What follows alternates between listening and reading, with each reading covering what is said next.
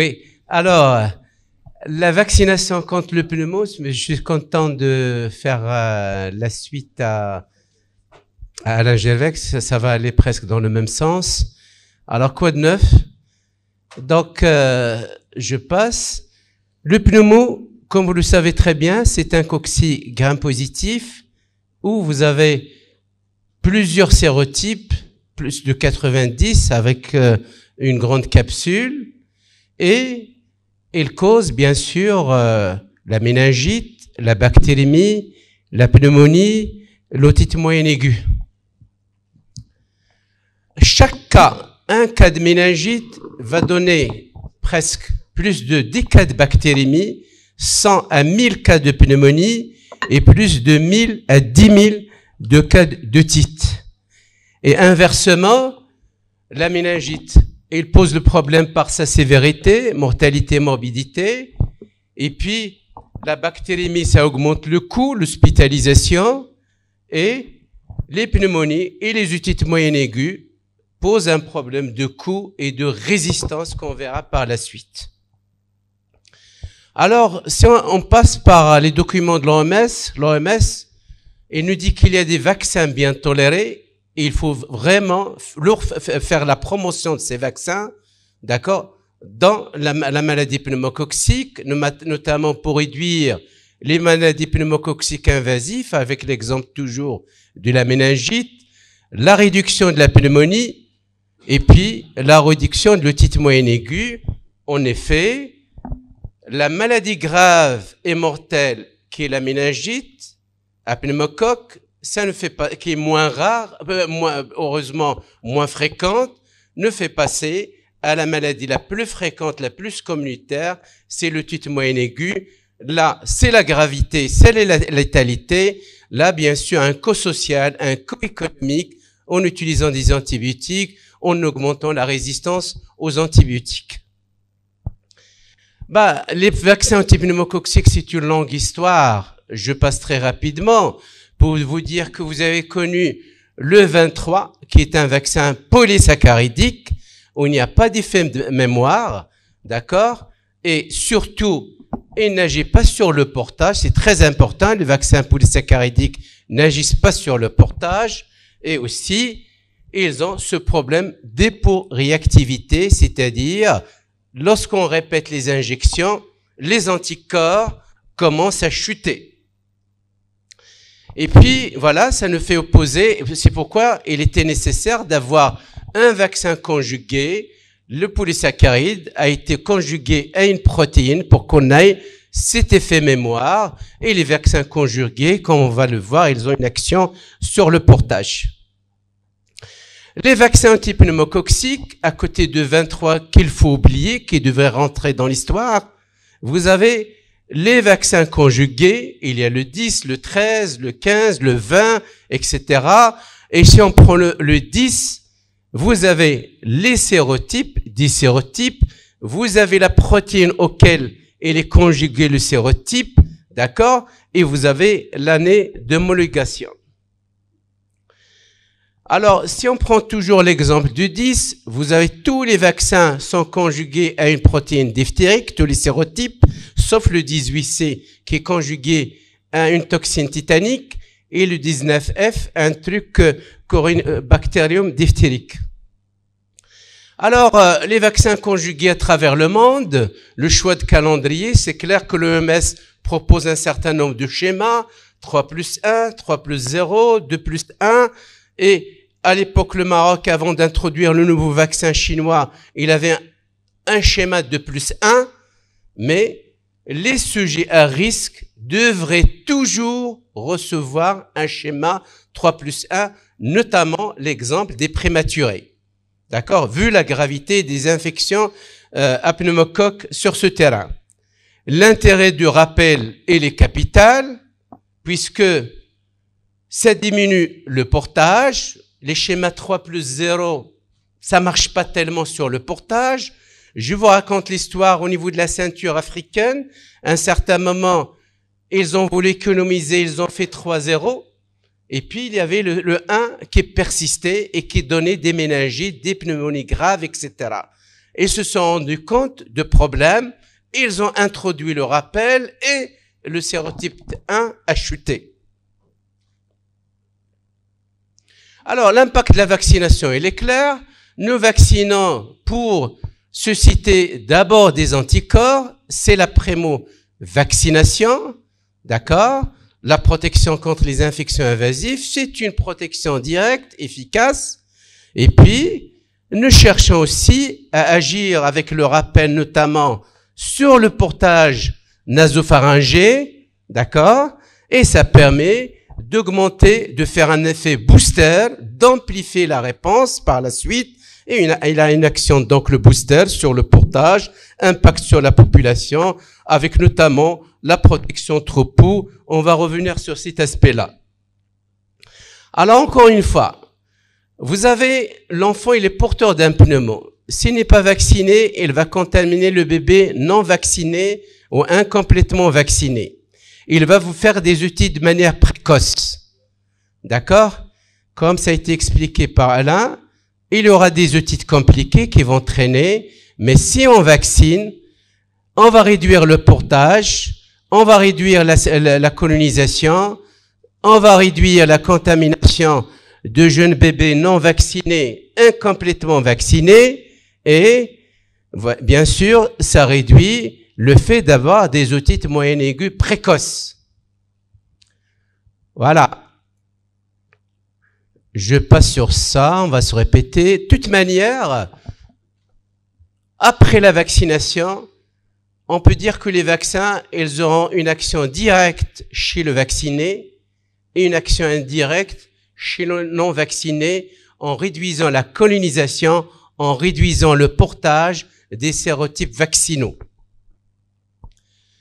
Alors, efficacité vaccinale sur le portage nasopharyngé. Voilà une question, un aspect qu'on n'a pas vu avec les autres vaccins. Le remplacement sérotypique est incontournable avec les vaccins conjugués antipneumococciques. Lorsqu'on vaccine, il y a les sérotypes vaccinaux vont diminuer, vont disparaître au bout de 4 ans, 5 ans, ils seront remplacés par d'autres sérotypes non vaccinaux. Mais heureusement que les sérotypes de remplacement sont en général 1, moins virulents et 2, moins résistants aux antibiotiques.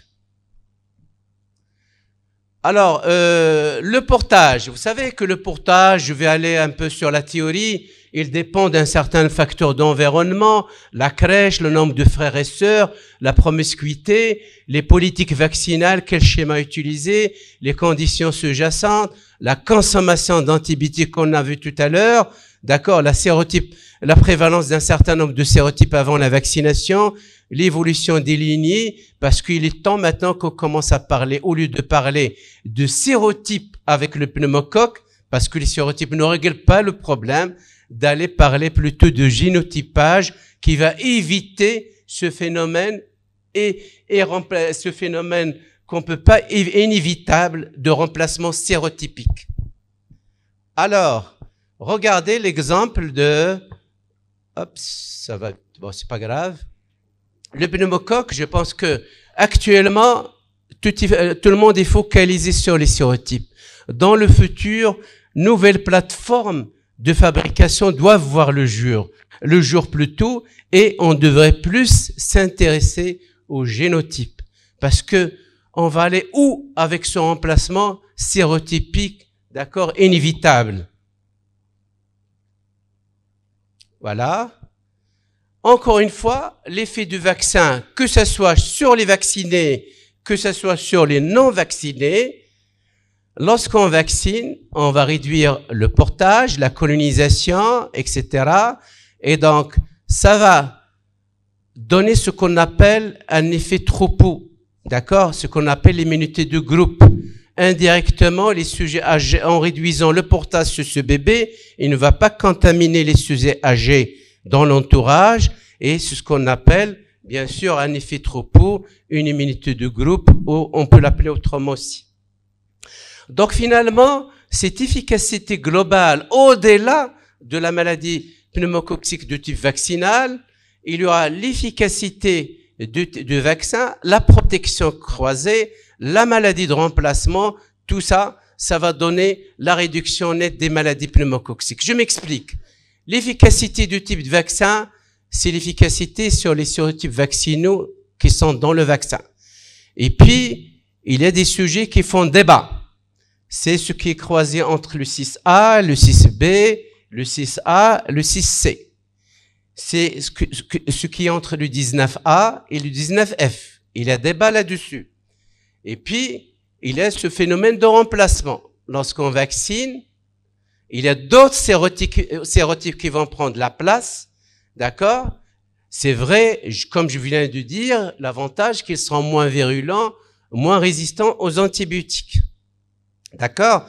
Et globalement, l'efficacité des vaccins antipneumococciques, et en particulier sur le 10, l'efficacité, elle diffère selon les pays. D'accord? Beaucoup de travaux qui existent dans la littérature médicale. Mais sachez une chose, c'est que, en général, l'efficacité à 100%, il est à 100% sur les sérotypes vaccinaux. D'accord? Sauf le 3, le sérotype 3 sur lequel nous allons revenir. D'accord? Alors, la grande efficacité contre les infections invasives à pneumocoque, quelles que soient les différences entre les programmes, il a évolué dans le temps, avant la vaccination, après le site, et puis après avec le 10 ou le 13. Mais bon, c'est vrai qu'il y a des différences concernant le remplacement sérotypique, dans l'ampleur, dans le type de remplacement, dans la distribution avant le vaccin. Et de là, nous allons vous dire que ce qui est très important, lorsqu'on introduit un vaccin, ce qui est important, c'est l'épidémiologie avant, pendant la vaccination. Et je pense que, alhamdoulilah, avec la SOMIPEV, nous avons pu avoir un certain nombre de données pour notre ministère de tutelle pour qu'il puisse prendre des décisions, des stratégies de vaccination. Avec Zarwari Allah yarhamou, qui gérait tout ça, Nabila Sora et toute l'équipe, d'accord, nous avons pu avoir des données vraiment de suivi, d'accord, qui nous disent quel vaccin vraiment utiliser. Alors, le portage. Le portage, vous savez que la colonisation, ça passe toujours par le rhinopharynx, et après, c'est les infections respiratoires hautes et basses. D'accord? C'est les infections invasives, les bactériémies, les pleurésies, etc. Et sachez une chose, que la première étape de colonisation, c'est le rhinopharynx, et c'est là que ça va aller pour donner des otites moyennes aiguës. Ce qui explique les études qu'on a fait à Marrakech sur le portage chez les nourrissons fébriles avec otite. Au lieu d'aller chercher prélever au niveau du tympan, nous avons tout simplement prélevé le rhinopharynx chez des bébés qui ont de la fièvre et qui ont des otites moyennes aiguës. Ça reflète exactement ce qui se passe dans l'otite. Le rhinopharynx, c'est un microbiome complexe. Il y a au moins 100 bactéries au niveau du rhinopharynx. Et puis, le taux de portage va varier avec un certain nombre de facteurs. On n'aura pas le temps. Ça diffère selon les pays, etc. Et puis, tous les enfants, moins de 5 ans, ils vont porter tel ou tel sérotype, d'accord, à un moment de leur âge. Alors, la difficulté, il est où? Alain, il a parlé des antibiotiques et de problème de la consommation exagérée des antibiotiques. Ça va dérégler la flore. Problème de la consommation des antibiotiques, problème de la sélection des résistants avec une antibiothérapie aveugle, non justifiée, etc. Et puis le vaccin. C'est vrai, le vaccin va stimuler la réponse immunitaire, va inhiber la colonisation des pneumocoques, d'accord? Et puis surtout, ce phénomène de remplacement inéluctable va faire diminuer les sérotypes vaccinaux et ça va augmenter les sérotypes non vaccinaux. Et un autre concept qui est très important, c'est cette notion de pouvoir d'invasivité des différents sérotypes de pneumocoques. Vous allez avoir des pneumocoques qui vont coloniser. Certains disent qu'il n'y aura jamais de maladie. C'est pas vrai. Lorsqu'il s'agit d'un immunodéprimé, tout pneumocoque va devenir pathogène. Il y a certains pneumocoques qui vont donner plus d'infections non invasives, pneumonie, sinusite, otite moyenne aiguë. Et d'autres, comme le 19A par exemple, le 3, vont donner plus d'infections invasives, méningite, bactériémie, pleurésie, arthrite, etc. Et puis, l'étude de Marrakech sur le portage a bien montré que après 4 ans de vaccination, nous avons déjà un tiers de phénomènes de remplacement avec d'autres sérotypes. Regardez ce travail qui a comparé 2+1 et 2+1 entre le 10 et le 13. Ah ben, la protection collective était presque, il était significatif et presque kiff-kiff. Alors, vaccin antipneumococcique, combien de sérotypes suffisent-ils? Déjà, on commence à parler de 15, on parlait de 20, 21, de 14, etc. Alors, c'est notre épidémiologie qui va nous dire exactement qu'est-ce qu'il nous faut. Les bactériémies et les infections invasives. Regardez, nous avons des pneumonies, des infections invasives. Il y a des pneumonies qui sont invasives que dans 20%, parce qu'on ne va pas isoler toujours le pneumocoque. Il y a très peu de pneumonies qui vont s'accompagner de bactériémie, et donc l'hémoculture ne sera pas toujours positive. Et puis, il y a de l'autre côté les infections invasives, et les pneumonies invasives, les méningites, les arthrites, les pleurésies, etc. À Marrakech, c'est surtout le jeune âge de ces infections invasives, ce qui fait la gravité des infections invasives à pneumocoque. Regardez, nous avons introduit au Maroc le 13 2010, après c'était le 10, et après là, il y avait le 13 chinois. Cette augmentation de pneumocoque, il va vous erroner, mais tout simplement on a introduit la PCR avec notre microbiologiste, et d'accord, il faut attendre pour réévaluer par la suite, pour ne pas avoir une idée fausse de l'augmentation des... Mais là, si on reprend les données, avec toujours les données personnelles du professeur Sora, regardez les méningites, comment ça évolue, les bactériémies, les pleurésies, mais tout ça parce qu'on a augmenté la manière de confirmer. On n'avait pas la PCR avant, hein. Maintenant on commence à utiliser facilement la PCR, et ce qui a fait augmenter la positivité des prélèvements. Si je donne un exemple de 10 aux Pays-Bas, Pays-Bas, il a les moyens, il a choisi le 10. Tout ce qui est dans le 10 a diminué.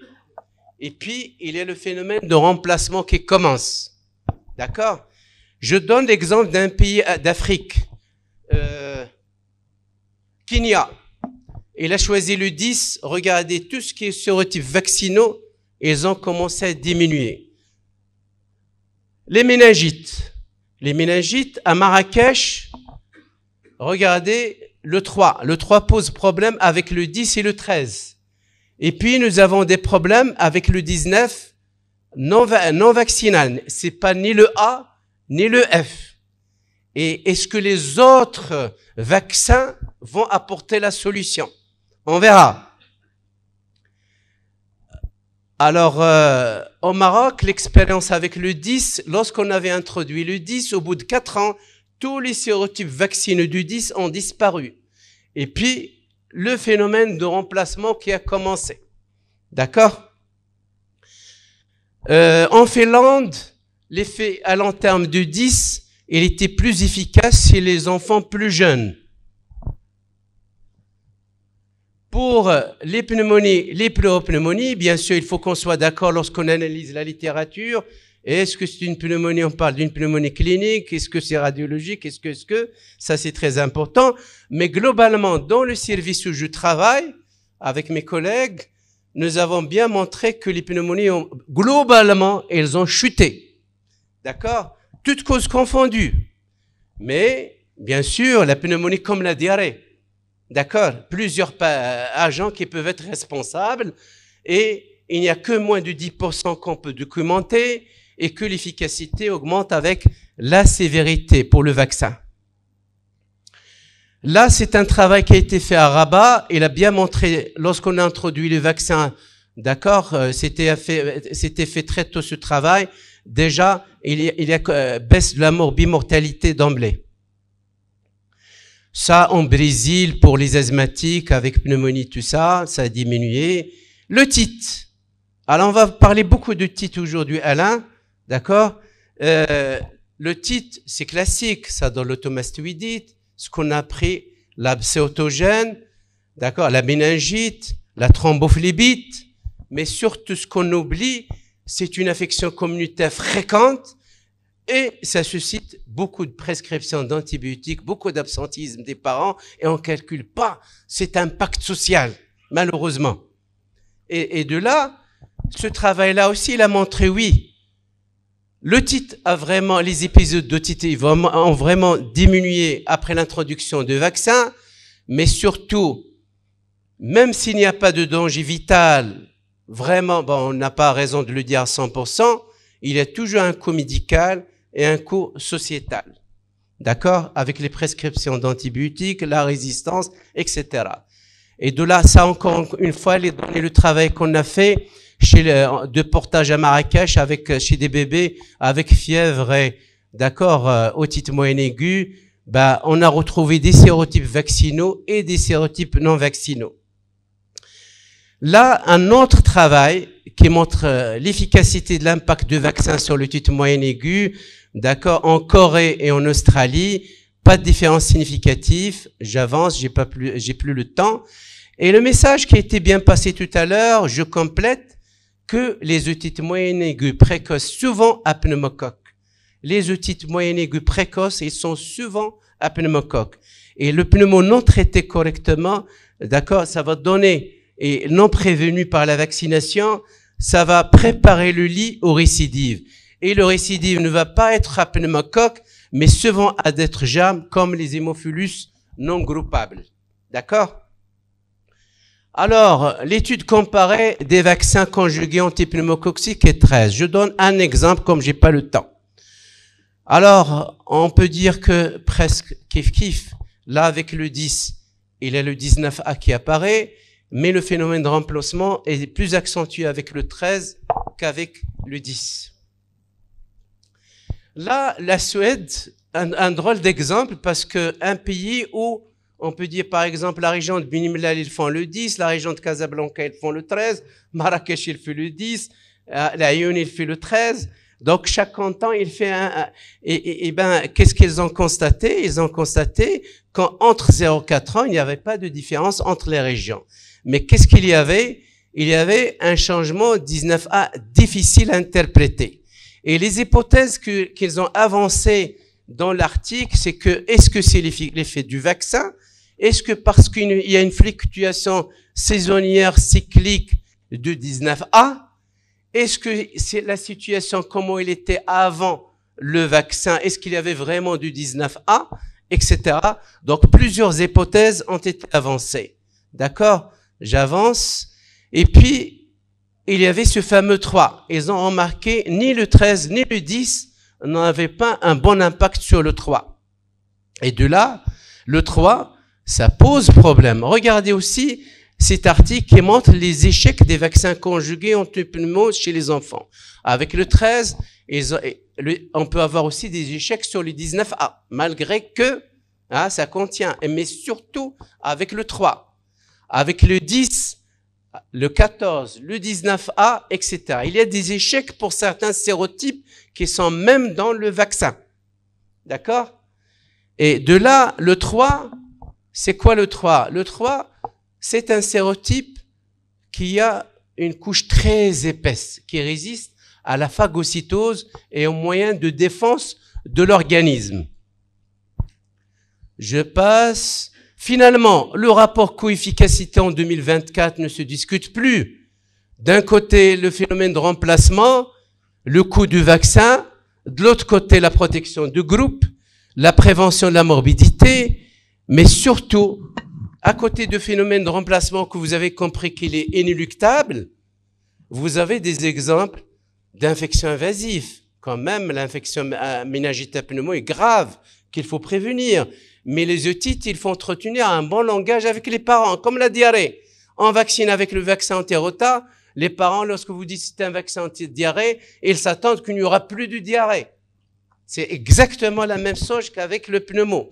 J'avance, et puis j'ai parlé de l'impact social, de la qualité de vie de la vaccination. c'est très important de vacciner très tôt pour prévenir les otites.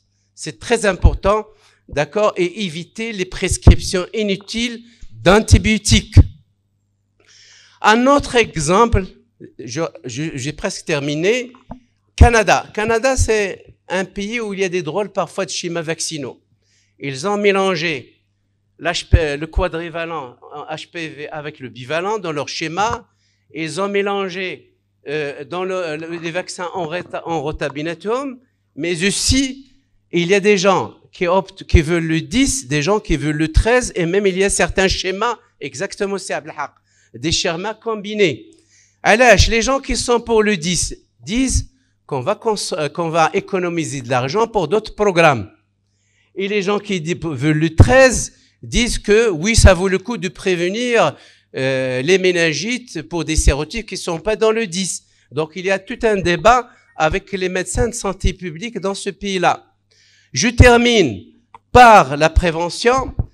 Alain, il a parlé de l'antibiorésistance. La vaccination est un outil, d'accord, de prévention de la résistance.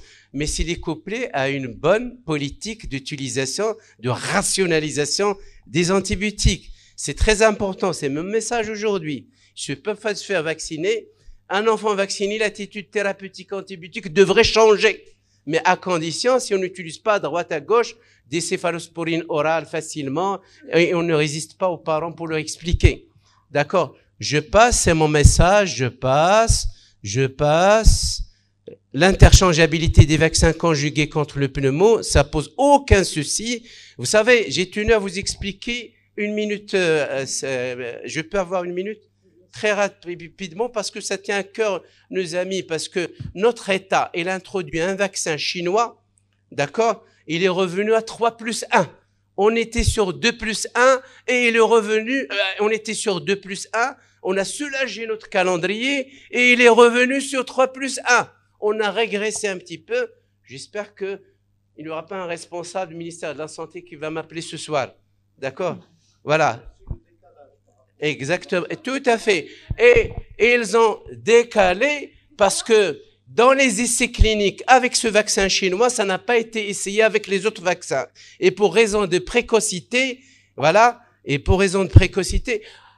le danger de tout ça, c'est qu'on va surcharger le calendrier. Les pauvres mamans, ils vont aller revenir tous les 15 jours.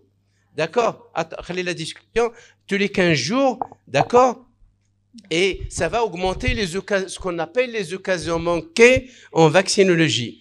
Donc, sur le plan pratique, la primo-vaccination, à 3 au lieu que de 2, malheureusement, alors que le prématuré devrait rester toujours 3+1. L'espacement de 15 jours par rapport au pentavalent, ce qui va surcharger et les mamans vont aller revenir malheureusement. Il risque d'oublier les rendez-vous vaccinaux.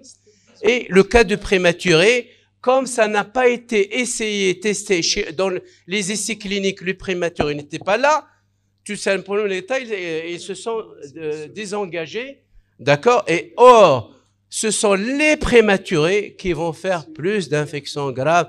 Et les pédiatres libéraux, s'il vous plaît, vaccinez ces enfants, ne les lâchez pas. D'accord? Voilà. Alors, je termine. Ça fait, je pense que je passe sur ça. J'ai abusé de la gentillesse de mon ami Abdelaziz. Vous avez un très joli papier de l'OMS. Quel vaccin conjugué contre le pneumocoque choisir? D'accord? Il suffit de lire ça. D'accord? Et vous allez voir qu'il y a assez d'informations, assez de données. D'accord? L'OMS, il fait introduire la charge de la morbidité, les caractéristiques programmatiques, la possibilité d'être approvisionné avec le 10 ou le 13, le prix des vaccins, la prévalence des sérotypes. Avant d'introduire un vaccin, il faut connaître son épidémiologie, les profils de résistance aux antibiotiques. Donc finalement, pour conclure, le choix de PCV, il faut qu'il ait un impact global attendu sur les infections invasives, l'otite moyenne aiguë, la pneumonie dans le contexte épidémiologique marocain.